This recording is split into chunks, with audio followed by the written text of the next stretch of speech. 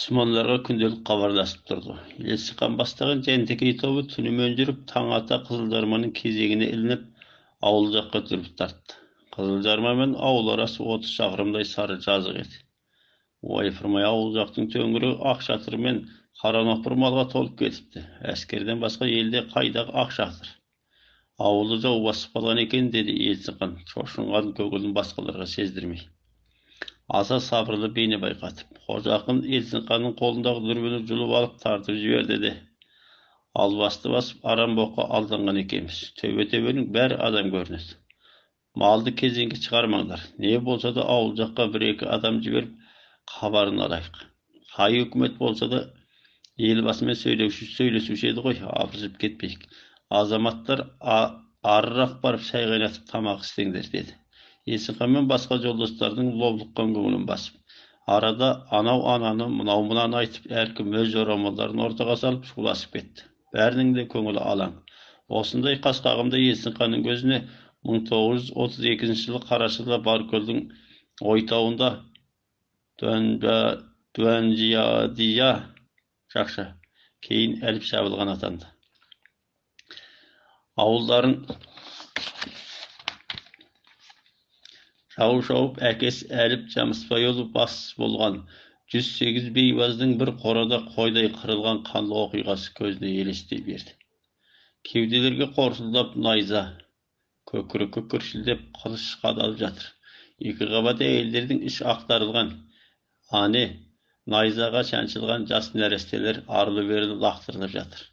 Kesilgen emçekden jany şykpay dir-dir etken arular anaw. Oyulgan göz, kesilgen kulaklar, sıyıkı ketken süyekler sulap kalgan. Jılıp akkan kan soktanın içinde boyuna jany şykpay tıpırlap jatkanlar anaw.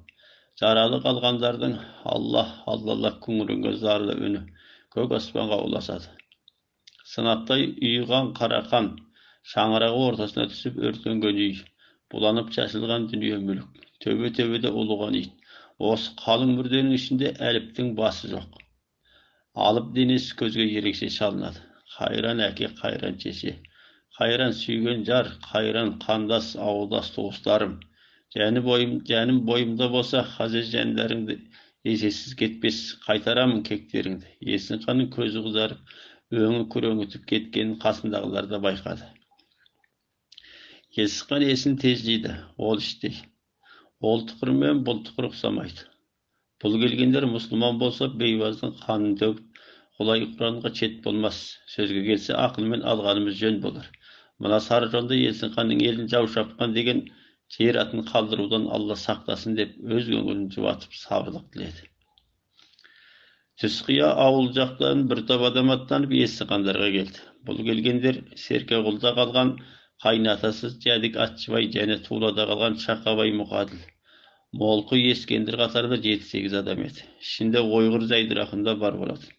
Bular Amal Selemden soň kelgen büýümtaýlaryny aýtdy. Aldymen jasy ülken Atçybay söz bastap. Ya kudalar, karagym Elçinkan, bizde sonaw it kırkası alystan osy jerge erikkenimizden gelip oturganymyz jok. Mına Mukadillerdiň hökümet bilen asker baslary atyny atap tüsüp özleriň köşkön Tuuladan ertip alypdy. Bizde koyarda koymay dolandan ertip geldi. Endi bir jagdan osy eldiň osy oturgan özleriňiň amandyklaryny oýlap geldik. 150 asker suwjudan çygypdy. Askerbas Han familiýaly kataň adam görünedi. 200'dün üstünde Moğol jasagyn sol töňürekdegi turgun Moğollardan jiýip aldy. Jani sarı uýaňlar Aksuwda turadyn 50 askerini ertip geldi. Biz gelgeli bugün 2 gün boldy. Askerler men Moğollar kelgeli töbe-töbeniň basynan okoplaryny gazyp jantelasip jatyr. Eýtip jaksylykdyň beýnesi emes. Al. Han bastık ben sarı uýanyň aýtgan selemi. Bizdiň basty midetimiz ulutlardyň ara gaýşylygyn çeşip özleri amralaşdyryp, muna köşüp gelgen el typ-tynyş gaýta köşüp burunky orlaryna barsa boldy. Muna jer Zanzudyň Gülgü taýpasynyň garaýtyn şet jer. Bul jerde jasagan Zanzular jabaýy kaharman geledi. Çok yıllardan beri osu Çiğligu sakarası şu Mongol Zanzular bir gança ret kan töküsüp Mongollar kelmeýtin bolgan. Sonduktan bul jerde sizlerdiň amandyklaryňyzga kepildik etүүge bolmaýdy. Tek Айтқанымызға көніп, бұрынғы орындарыңызға көшіп барсаңыздар болғаны. Жоғарғыны елге, төменгіні селге жібереміз. Бұрынғы істерге әсте сұрау салмаймыз, деді. Қожан құда, жақша, Қожан құда. Елсінқан қарағым, осыдан 8 жыл бұрынғы әліп құданың басы алынып, ауылдардың шабылғаны жүректеріңде құмырлық бұз болып қатып тұрған шығар. Қатын баланы қоршап тұрған қарулы жасаққа күш көрсетеміз десеңдер, олар алдымен қатын баланы қырып тастаудан тайына қоймайды. Енді ашу арандайды. Ақыл аяңдайды дегендей, қатын баланың қамы үшін ақылға сүйеңдер. Артта қалған елде аман есен жатыр. Осы жазда алман салықта тоқтатылады деп жатыр. Егер сендерден бір керек шықса, артта қалған елді де оңдыртпайды. Анық тозғанның әкесі сонында көреміз. Мұна дүйім керей Найманның обалына қаласыңдар, қарағым. Мұна менің сақалымды сыйласаңдар да жөндеріңе көшіңдер деп жалпы ахуалды таныстырып жалынғандай болды. Мұқаділ Жайдырақындар да сөз қосып, Атшыбайдың сөзін растап, құптайтындықтарын білдірді. Елсінқан толып тұрған кеудесі босағандай кең тыныс алып, қара торы өңі қалпына келіп. Жақсы сөзді басы жұмыр пәнденің бәрі айта береді. Бұлар біз барғаннан соң қаруымызды сыпырып алып, байлап матап күш көрсетпей ме? Қасымды, Құдабайды қайтып еді. Сәнтанқудағы 18 адамды қалай ертіп кетіп еді. Солардан келгені жоқ десіп жүр ғой. Сондай болса, сіздер біздің ел жұрттың обалына қалмайсыздар ма? Алда жалда солай болса, кәрілік басқаны қойып, өз басын сақтап алса қандай екен демекші. Сіздер қосаққа кетіп жүрмейсіздер ме? Елсінқанның қосшылары елшілерге кезек төніп, өңіңдерінен өтіп кете жаздап отыр. Жо, қайдағы жамандықты айта көрмеңіз. Мыналар аузында иманы, қолында Құраны бар мұсылмандар. Осы жерге жеткенше 5 уақыт намазды бірге өтеп, сіздердің амандықтарыңыз үшін Құдай Құран десіп серттесіп келдік. Тек айтқандары бойынша елді қайта көшірсек болды. Сіздер Қасым, Құлабай құсап, үкіметмен жауласқан жоқсыздар. Ал Баркөлдегі 18 адам кәпір Шыңғыстайдың қолында кетті. Меніңше бұлардан қазір артық күмәнданып, Аллаға шет болып, елдің обалына қалмайық. Мұқаділ изектеп сөйлеп, сөздің майын тамызып жіберді. Кеңес неше сағатқа жалғасты. Қожа ақын, Елсінқан, Қойшы, Чәмчи, Ыдырыш молла қатарлар жеке бас қосып ақыл құрады. Елшінің бірі болып келген ағайындары мінәнді іштеріне алып та кеңесіп көрді. Соңында Елсінқан: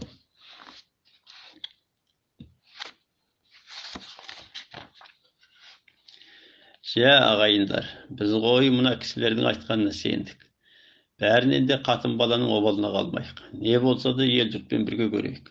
Ал құсымандар болса артта екі бірдей сүйек артып қан жұтып келе жатыр.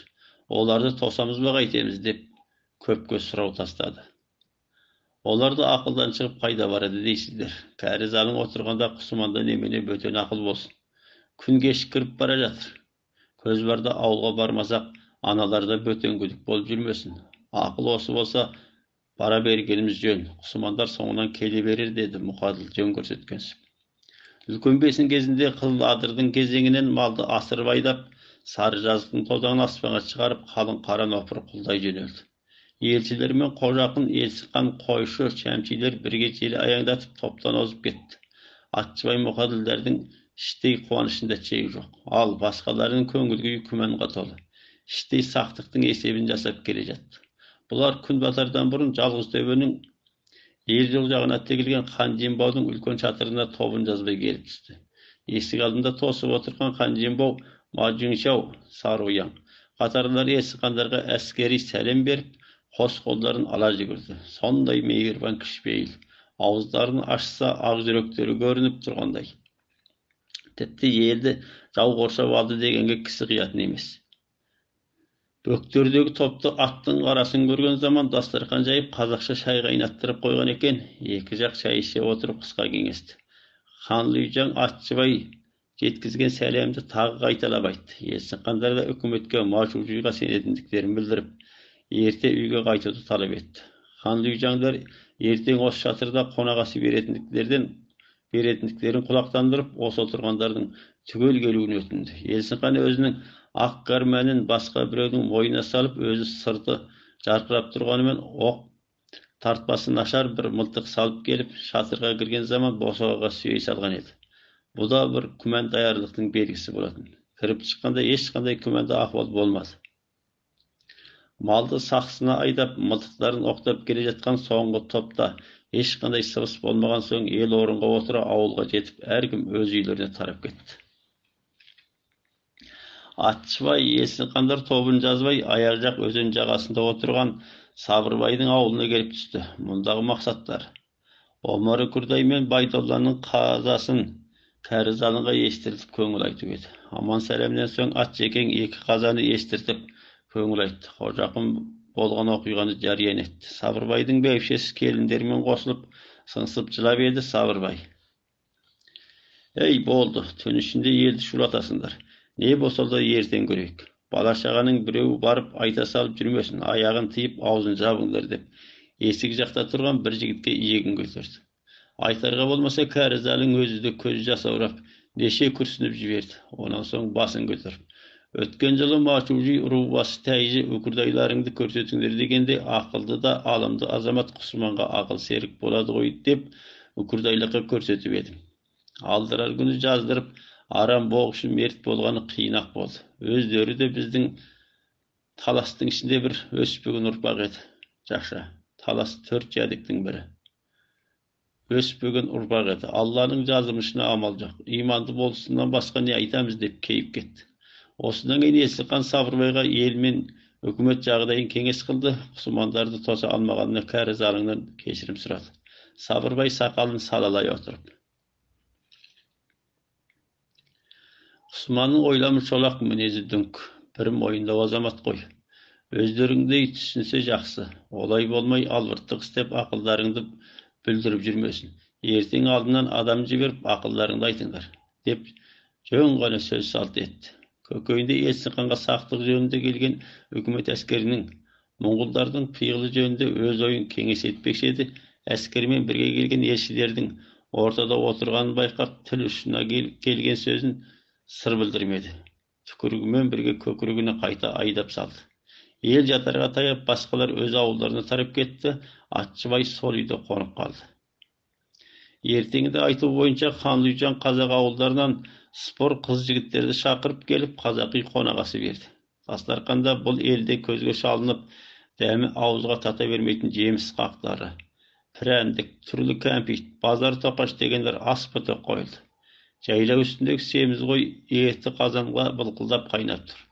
Қонағасы басталып, Ханлүйжан қатарлы басшылар кезегімен лебіз білдіріп, осы ретке жарастыру сәтті болуын, бұдан бұлай Шыңқай сахарасындағы ұлттар ынтымағының нығая беруін, тіпті Жапонға қарсы тұрып, отанды қорғау соғысының тез жеңіске жетуін, дін мұсылман халқының пайғамбардың ақ туының астында берік топтасып, Алланың рахымы тие берсін деген сияқты көптеген ақ тілектер тіледі.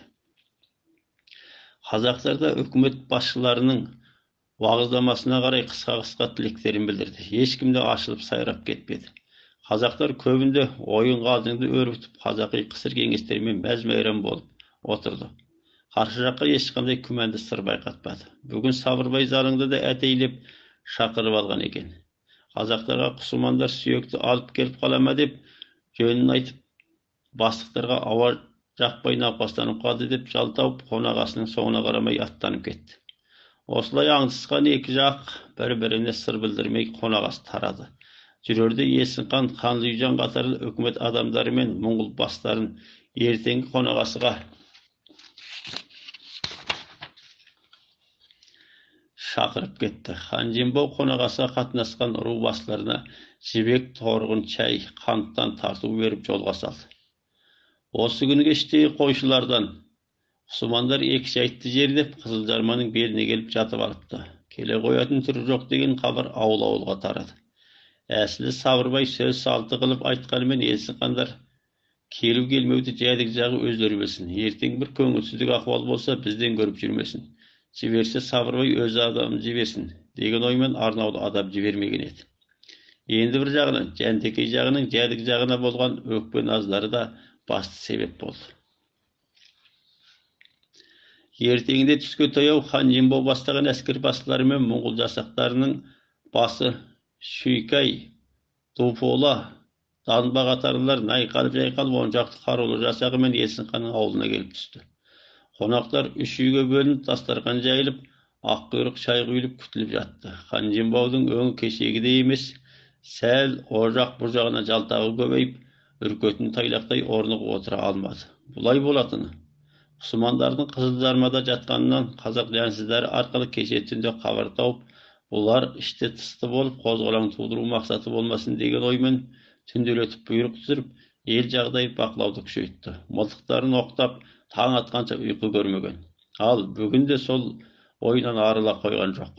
Қонақ үстінде бір жағдай бола ма деген күмән күштеді. Сырттағы қарулы жасақтары да оқтаған мылтықтарын серт ұстап, ауылды айнала қоршап үйге кірмеуді де осыдан болатын. Мұны Хан Жимбау: тәйже, өзіңіз де жастайыңыздан әскер бастаған адам екенсіз. Әскер деген қайда жүрсе де осылай сақтық істеу парыз емес пе? Бұл тек біздің ғана амандығымыз үшін емес. Құсыман тәйже бастаған көп қарулы топ сыртта жатқанда осылай сақтық істегеніміз жөн деп өтірік күліп қойды. Ханның ойын біліп отырса да сөз бастаудың жөнін таба алмай отырған Есім хан: ой, тайыр-ай, мұндай болғанда сіз бізге әлі күмәнді екенсіз ғой. Біз Чинжаңнан қашқанда мұсылман патшасына барамыз деп қашқанбыз. Тұрғын ұлттардың ішіндегі аз санды жат ниеттілер біздің бірнеше малшыны мерт қылды, малымызды ұрлады. Осындай істерді үкімет дер кезінде әділдікпен шешпеді, қатаң шектемеді. Осы жайында үкіметке өкпеміздің бар екені рас. Бірақ сіз айтқандай қарулы топпен күш көрсететін жаман ой бізде қашанда болып көрген емес. Қай заманнан үкімет халықтың үкіметі? Халықсыз үкімет болады дегенді біз білмейміз. Біз де жындық атынан туып, албасты атаның тәрбиесін алған халық емеспіз. Қайда барсақ та үкіметтің басқаруында болатынымызды білеміз. Құсыманның әкесі Сабырбайды көрдіңіздер. Ел ағасы, ақыл иесі. Құсыман оны тастап қайда барады дейсіздер. Тек үкімет әділ халқына кең басшысы, халықшыл болса, халық қолына қару алып ешқайда бармайды. Шыңғыстай әкеммен туыстарымды жазықсыз қырып тастады. Әкем күнәһар болса да қатын бала соларға не қылды? Мұндай қанішер үкіметтен мен қашпай кім қашады? Егер осындай іс сіздің басыңызға туса қайтер едіңіз? Бүгін маған сенсеңіз, белді шешіп қамсыз отырыңыз. Құсыман күдікшіл азамат. Оның күдігін арылту үшін сіздермен біздің арамызға қағазға түскен сертті куәлігіміз болса, Құсыман тіпті иланып тез келер еді, деді. Өз мақсатын іске асырудың орайын ойлап. Басқалар да бұл ақылды жөн көрді. Егер ондай болса, жеке Құсымандар емес, ел ішіндегі тентектерді тыюға да жақсы болар еді, десті. Жан жағынан сөз қосып, бұл ақыл әсілі кеше түнде Жәнтекей жағының бас қосқандағы қалайда Хан Жимбаудың аузынан серт, қолынан хат алғанымыз жөн деген ақылдарының бір ауыздығынан келіп шыққан еді. Бұл табылған ақыл екен. Сіздерше ақ қағазға көк сұямен екі жақтың сертін жазып қол қойысқанымыз жөн бе? Жоқ, басқалай серттесу әдеттеріңіз бола ма, деді Хан Жимбау іркілместен. Алайда ханның арам ойы, ішкі есебі өз көкейінде сайрап тұрды. Ол үшін мейлі қандай тәсіл қолдансын, елді көшіріп Долан ауданының төңірегіне апарып, бір қанша аталғандарды Мачужиға апарып тапсырса болғаны. Ешкім де қазақтың сөзін сөйлеп, сертті бұзғанын сұрап жатпайды. Мұның бәрі де міндетті орындау барысында қолданылады беретін тактика еді. Біздің қазақтар қасам ішіп серттеседі, төбесіне Құран көтеріп серттеседі. Мал сойып қолын қанға салып серттеседі. Ағдам татысып дәңгір тапсырысып та серттеседі. Осының ең қатаң шартты біреуімен серттескеніміз жөн болар. Мейлі қай түрі болса да қағазға қол қойысып, Құсымандарға апарып көрсетсек болар еді, деді. Есім хан аспай-саспай қоңыр үнмен байыпты сөйлеп. Дүнген басшылары өз тілімен сөйлесіп кетті. Не деп жатқандарынан Есім ханның хабары болып отырды. Бірақ сыр білдірмеді. 2 күннен бері ауыз ашпай отырған дөңгелек сақал дүнген молла да сақалы шошаңдап сөзге араласып отырды. Бұл ханның Шилігу мешітінен арнайы ертіп алған молдасы еді. Мұндағы мақсат қазақтарға өзінің мұсылмандық салауатын көрсету, енді бір жағынан жолда мал бауыздатып жеу болатын. Бұл молданың қолынан Құран түспейтін аса ғұлама, діншіл болып сезілген қазақтарға Onday bolsa, dedi Хан Жимбау жан-жағына қарап, тамағын қырнап алып. Басқа әдеттеріңізді біз толық біле бермейді екенбіз. Ал Құранға қол қойысып серттесу біздің дүнгенде ең жоғарғы. Құдай атында серттесу болып, кім сертті болса, Аллаға шет болып, Құдайдың құлдығынан тайған дін сатқыны болып қаралады. Ондай адамның ендігәрі мешітке кіріп намаз етуіне болмайды. Меніңше екі жақта да бар осы серттесу. Салтымен Құранға қол қойса қайтеді, деді. Үлкен парасаттылық көрсеткендей марсиып. Есін қанда қайтеміз, ақылға келіп қалғандай болды ма дегендей жан-жағына отырғандармен аз сүңкілдесті. Болды.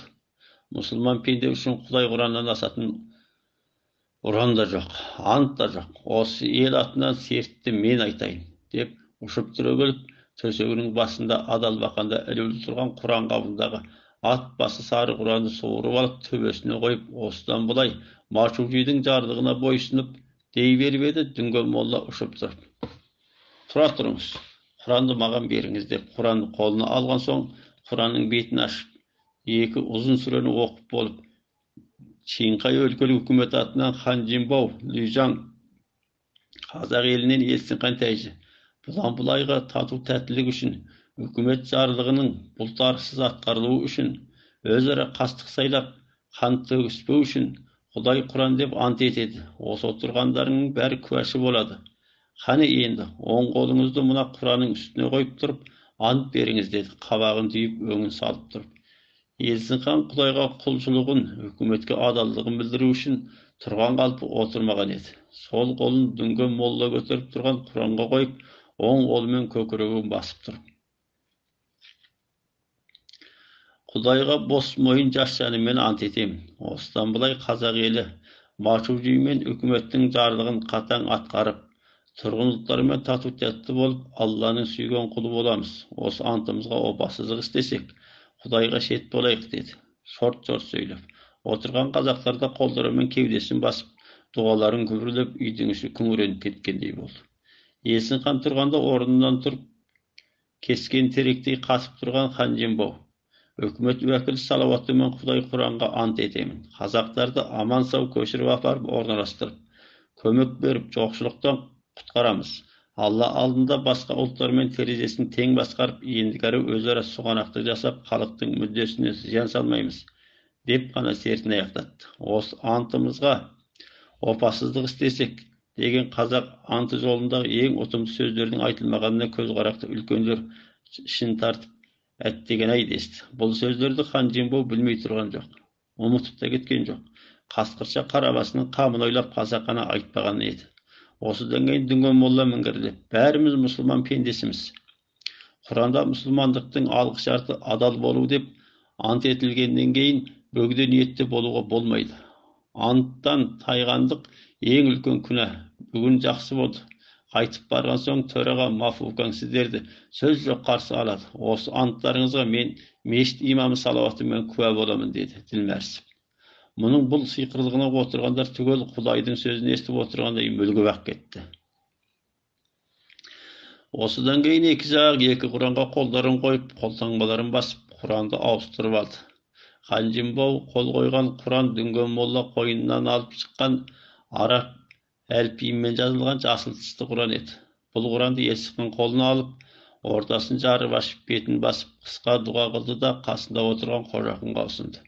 Осы үйде отырған басқа үлкендер де Құранның бірінші бетін ашып, қанзуша деп жазылған еркек қойдың асығындай көлемді қызыл таңбаға үңіліп, Есін ханның істегенін қайталап шықты. Түстен кейін қонағасы аяқтап, жәндекей жағы бірлесіп қонақтарға жорға жүйрік жетектетіп, жамбы тайтұяқ сілеусін ілбіс терілеріне сый-сияпатын көрсетіп жолға салды.